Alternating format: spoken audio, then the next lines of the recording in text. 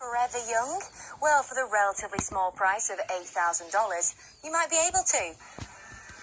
The secret to reversing some effects of aging might be in the blood of the young. 3 new studies have found that blood from young mice can reverse symptoms of aging in older mice. 3 studies will be published this week in the journals Science and Nature, each exploring the regenerative properties of young blood. The blood of the young can make the old young again. Are you kidding me? It sounds like out of a sci-fi movie or something. So what is it in the blood? Do we know? Peter Thiel here, a member of the PayPal Mafia, it's called. He's 48 years old, yet plans to live forever.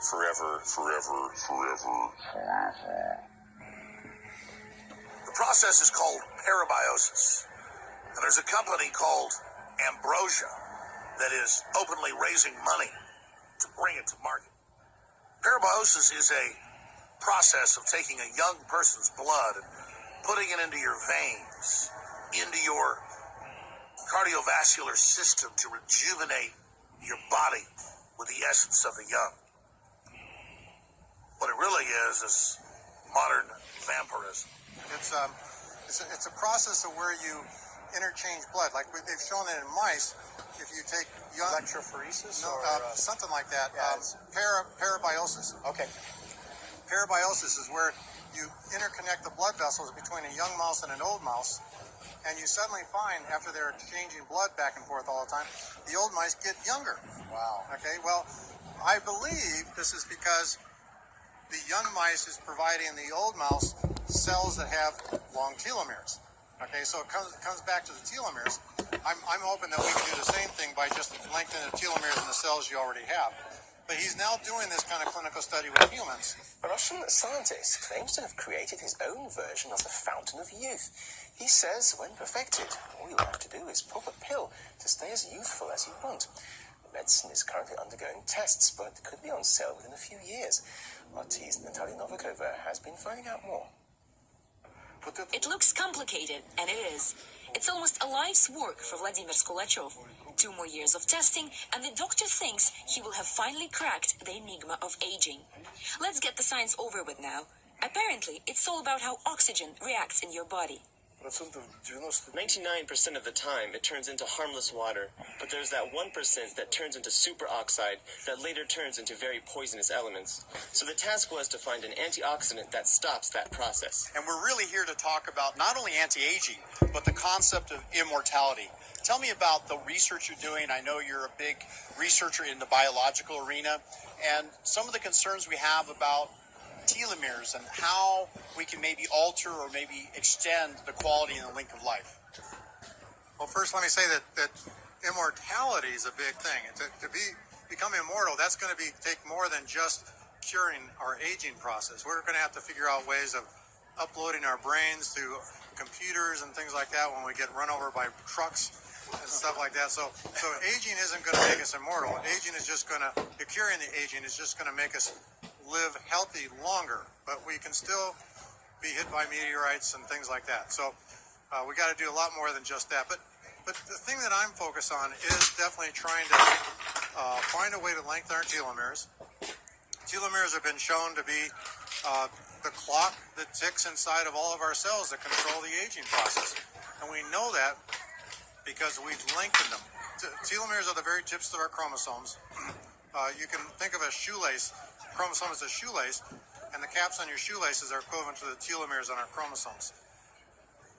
When the caps on the shoelaces get worn away, your shoelace falls apart. Same is true with our chromosomes. So keeping the telomeres long is what we're trying to do, and we have found that by lengthening the telomeres, we've now actually been able to turn old mice into young mice, and that's not just making them more energetic, like a lot of products you hear about that increase energy level, they've reversed aging, but mice got reversed in their aging in every way imaginable.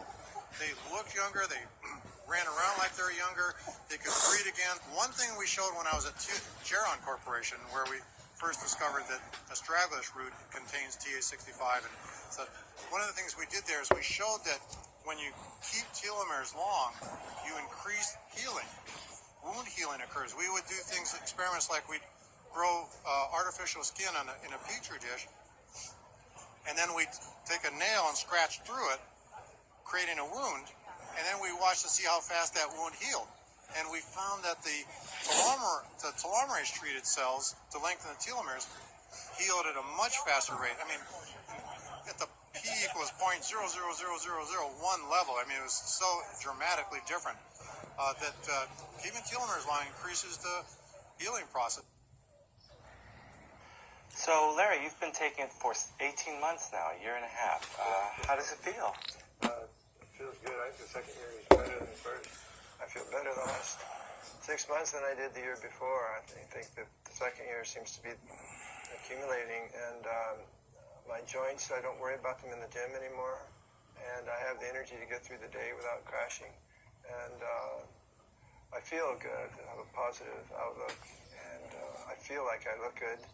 Freaking demons. My wife's looking good too, so it's been a great experience. There's a possibility that in the future you could still talk to the people you love forever.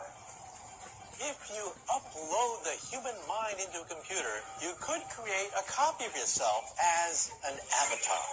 Now, your family might still be able to have conversations with you, even though you no longer exist in the material world anymore, but in digital space. In some sense, a part of you has become immortal. So clearly, we are entering a world where we can transcend space and time and even our own mortality. We discovered this enzyme telomerase to lengthen them. Well, after we showed that we could turn old cells into young cells at that point, at the very initial stage, the next thing we did is we took the antisense of telomerase and showed that we could kill every cancer cell by causing it to die of accelerated aging. We inhibited the telomerase to cause the telomeres to get really short at an accelerated rate, and the cancer cells died, and it had no effect on normal cells. Wow. Because normal cells don't have telomerase. Right. Well, everybody said, wow, if inhibiting telomerase kills cancer, then telomerase must be the cause of the cancer. Oh. That's the exact opposite. We now know hundreds and hundreds of scientific publications showing that just the lack of telomerase that causes cancer, it's short telomeres that cause cancer. Keeping your telomeres long by keeping telomerase being produced actually decreases our risk of cancer. It turns out that we know what aging is. Aging is the buildup of air. That's all aging is. The buildup of genetic and cellular error. As cells begin to age, they begin to get sluggish because genetic mistakes start to build up. Now, cells, however, have a repair mechanism. They can repair damage to their cells. Otherwise, we would all basically rot very soon after birth. However, even the repair mechanisms eventually get gummed up, and then the cell really starts to get old as a consequence. So then the question is, can you accelerate cell repair? That is another branch of gerontology which is being looked at, using genes and using chemicals to accelerate the repair mechanisms. For example, if I take any organism on the planet Earth, from yeast cells to spiders, insects, rabbits, dogs, and even monkeys now, and I reduce their caloric intake by 30%, they live 30% longer. In fact, the only organism which has not yet been deliberately tested by scientists are Homo sapiens. All the other species obey this basic rule. You starve them to death, they live longer. This is independent of telomerase. This is a function of the wear and tear that we have on the cells. And this is the only known way of actually deliberately extending the lifespan of any organisms almost at will. Now, what we want is a genetic way of mimicking this mechanism without having to starve yourself. Because how many people do you know would be willing to starve themselves in order to live 30% longer? Not too many. So then the question is, are there genes that control this process? And the answer is apparently yes. There's something called the sirtuin genes, SIR2 being the most prominent of them. They in turn stimulate certain enzymes, among them resveratrol, which is found in red wine, for example. What I am saying is, we are now finding pieces of the fountain of youth, tantalizing clues that mean that perhaps in the coming decades, we might be able to actually unravel the aging process. When I first heard the word transhumanism, like a lot of people, I was a little overwhelmed. Was this science even possible? Or was it just science fiction?